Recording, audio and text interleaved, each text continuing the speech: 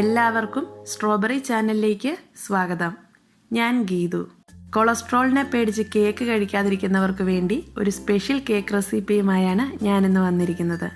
അപ്പോൾ ഇനി കൊളസ്ട്രോളിനെ പറ്റി നിങ്ങൾ ഓർക്കേ വേണ്ട, ഈ കേക്ക് ഉണ്ടാക്കി വയറു നിറയെ കഴിച്ചോളൂ. എണ്ണയും ബട്ടറും പൂർണ്ണമായി ഒഴിവാക്കിയാണ് ഈ കേക്ക് ഇവിടെ തയ്യാറാക്കുന്നത്. മുകളിൽ കാണുന്ന ലിങ്കിൽ ക്ലിക്ക് ചെയ്താൽ ഞങ്ങൾ നേരത്തെ അപ്ലോഡ് ചെയ്തിട്ടുള്ള കേക്ക് റെസിപ്പികൾ കാണാവുന്നതാണ്. റെസിപ്പിയിലേക്ക് കടക്കുന്നതിന് മുന്നേ നിങ്ങൾ ഈ ചാനൽ ആദ്യമായാണ് കാണുന്നതെങ്കിൽ സബ്സ്ക്രൈബ് ചെയ്യാൻ മറക്കരുത്. അതുപോലെ തന്നെ നിങ്ങൾക്ക് ഈ വീഡിയോ ഇഷ്ടമായാൽ നിങ്ങളുടെ ഫ്രണ്ട്സ് ഫാമിലിയുമായി ഒന്ന് ഷെയർ ചെയ്യാനും മടിക്കരുത്. ഇതിനൊരു പ്രത്യേകത കൂടിയുണ്ട്. ഓവനൊന്നും ഉപയോഗിക്കാതെ ഒരു സോസ് പാനിലാണ് ഈ കേക്ക് ഞാൻ തയ്യാറാക്കുന്നത്. ഞാനിവിടെ കേക്ക് ടിന്നിലല്ല കേക്ക് തയ്യാറാക്കുന്നത്, ഈ ഒരു സോസ് പാനിലാണ്. ഇത് ആദ്യം തന്നെ ഒന്ന് ഗ്രീസ് ചെയ്ത് റെഡിയാക്കി വെക്കുക. കുറച്ച് എണ്ണയോ ബട്ടറോ സോസ് പാൻ്റെ അടിഭാഗത്തും വശങ്ങളിലും നന്നായി ഒന്ന് ബ്രഷ് ചെയ്ത് കൊടുക്കുക. ഇനി ഇതിലൊരു ബട്ടർ പേപ്പർ ഇട്ട് അതിന് മുകളിലും കുറച്ച് ഓയിൽ ബ്രഷ് ചെയ്ത് കൊടുക്കുക. ഇനി ഇത് മാറ്റി വയ്ക്കുക. കേക്ക് ബാറ്റർ തയ്യാറാക്കി തുടങ്ങാം. ആദ്യം തന്നെ ഷുഗർ കാരമലൈസ് ചെയ്യാം. അതിനായി ഒരു പാനിലേക്ക് 3 ടേബിൾ സ്പൂൺ പഞ്ചസാര എടുക്കുന്നു. ഇതൊരു മീഡിയം ഫ്ലെയിമിലിട്ട് ചെയ്ത് തുടങ്ങാം. പഞ്ചസാര ഒന്ന് അലിഞ്ഞു തുടങ്ങുമ്പോൾ ലോ ഫ്ലെയിമിലേക്ക് ആക്കാം. ഇതൊരു 1/4 ഭാഗം ഉരുകിയതിന് ശേഷം ഇതൊന്ന് ഇളക്കി കൊടുക്കാം. പഞ്ചസാര നന്നായി ഉരുകി നല്ലൊരു ഡാർക്ക് ഷെയ്ഡായിട്ടുണ്ട്. ഇനി ഇതിലേക്ക് ഗ്രേറ്റ് ചെയ്ത് വെച്ചിരിക്കുന്ന 1 കപ്പ് ക്യാരറ്റ് ഇട്ട് മിക്സ് ചെയ്തെടുക്കാം. ഇതിനി തണുക്കാനായി മാറ്റി വയ്ക്കുക. ഈ കേക്ക് തയ്യാറാക്കാനായി 3 മുട്ടയാണ് എടുത്തിരിക്കുന്നത്.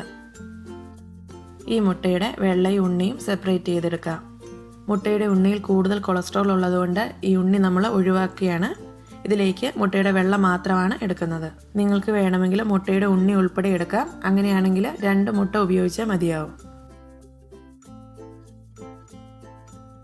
ഇനി മിക്സിയുടെ വലിയ ജാറിലേക്ക് 1 കപ്പ് പഞ്ചസാര എടുക്കുന്നു. ഇത് നന്നായി ഒന്ന് പൊടിച്ചെടുക്കാം. ഈ പൊടിച്ച പഞ്ചസാരയിലേക്ക് സെപ്പറേറ്റ് ചെയ്ത് വെച്ചിരിക്കുന്ന മുട്ടയുടെ വെള്ള ചേർത്ത് നന്നായി ഒന്നുകൂടി അടിച്ച് നല്ലൊരു ക്രീം പരുവത്തിലാക്കിയെടുക്കാം. ഇനി ഇതിലേക്ക് 1 ടീസ്പൂൺ വനില എസൻസും 1/2 കപ്പ് നല്ല കട്ടിയുള്ള ഫാറ്റ് ഫ്രീ തൈരും ചേർക്കുന്നു. ഈ കേക്കിലേക്ക് 1/2 കപ്പ് ഗോതമ്പ് പൊടിയാണ് എടുത്തിരിക്കുന്നത്. അതിൽ നിന്നും 2-3 ടേബിൾ സ്പൂൺ ഗോതമ്പ് പൊടി ഇപ്പോൾ ചേർക്കാം. ഇതോടൊപ്പം തന്നെ 1 ടീസ്പൂൺ ബേക്കിംഗ് പൗഡറും 1/4 ടീസ്പൂൺ ബേക്കിംഗ് സോഡയും കൂടി ചേർത്ത് അടിച്ചെടുക്കാം. ഇതൊരു 5 സെക്കൻഡ് അടിച്ചാൽ മതിയാവും. കൂടുതൽ സമയം അടിച്ചാൽ തൈര് ഉടഞ്ഞ് ബാറ്റർ ഭയങ്കര ലൂസായി പോകും. ഇനി ഇതിലേക്ക് ബാക്കിയിരിക്കുന്ന ഗോതമ്പ് പൊടി കൂടി ചേർത്ത് ജസ്റ്റ് ഒന്ന് കറക്കിയെടുക്കാം. ഗോതമ്പ് പൊടിക്ക് പകരം മൈദ വേണമെങ്കിൽ നിങ്ങൾക്ക് ഉപയോഗിക്കാം. ഈ ബാറ്റർ ഇനി ഒരു ബൗളിലേക്ക് മാറ്റാം. ഈ ബാറ്റർ ഇപ്പോൾ ഇതുപോലെ നല്ല തിക്കായിട്ടാണ് ഇരിക്കേണ്ടത്. ഇനി ഇതിലേക്ക് തണുക്കാനായി മാറ്റി വെച്ചിരുന്ന ക്യാരറ്റിൻ്റെയും കാരമലിൻ്റെയും കൂടെ മിക്സ് ചേർത്ത് നന്നായി ഒന്ന് ഇളക്കി യോജിപ്പിക്കുക. ഇതും കൂടെ ചേർത്ത് നന്നായി മിക്സ് ചെയ്യുമ്പോഴാണ് കേക്ക് ബാറ്റർ കറക്റ്റ് കൺസിസ്റ്റൻസിയിൽ എത്തുന്നത്. ഇതുപോലെ ഫോൾഡ് ചെയ്ത് കൊടുത്ത് ഇത് മിക്സ് ചെയ്തെടുക്കാം.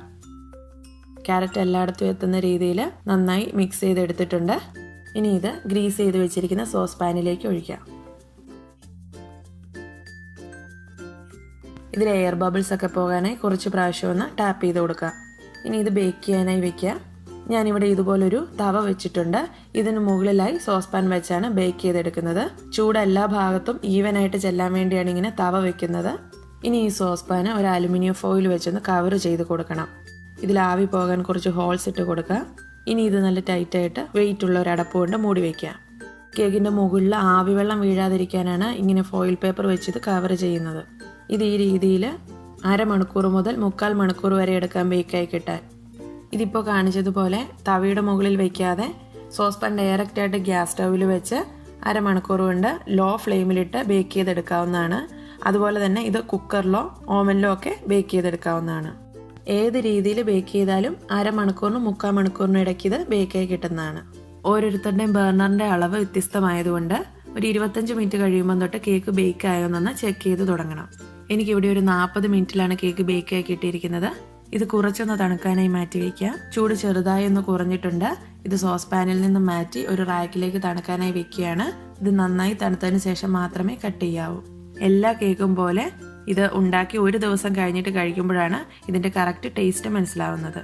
ഇതിൻ്റെ അടിഭാഗമൊക്കെ നല്ല പെർഫെക്റ്റായി ബേക്കായി കിട്ടിയിട്ടുണ്ട്. ഇത് നല്ല സോഫ്റ്റും മോയ്സ്റ്റും ആയിട്ടാണ് ഇരിക്കുന്നത്. നല്ല ഹെൽത്തിയും ടേസ്റ്റിയുമായുള്ളൊരു കേക്കാണിത്. ഇതാ ഇതിൻ്റെ ആകമൊക്കെ നല്ല പെർഫെക്റ്റ് ആയിട്ട് ബേക്ക് ആയിട്ടുണ്ട്. നിങ്ങളെല്ലാവരും ഈ കേക്കൊന്ന് തയ്യാറാക്കി നോക്കണം. ഇത് വളരെ സിമ്പിളാണ്. ഇതിപ്പോൾ കണ്ട പോലെ മിക്സി മാത്രം മതി. വളരെ എളുപ്പത്തിൽ പെട്ടെന്ന് തയ്യാറാക്കി എടുക്കാൻ പറ്റും. ഇതുണ്ടാക്കിയിട്ടുള്ള നിങ്ങളുടെ അഭിപ്രായങ്ങളൊക്കെ കമൻറ്റ് ബോക്സിലൂടെ ഞങ്ങളെ അറിയിക്കുകയും ചെയ്യണം. Thank you for watching. പുതിയൊരു വീഡിയോയുമായി ഉടൻ കാണാം. Bye bye. Take care.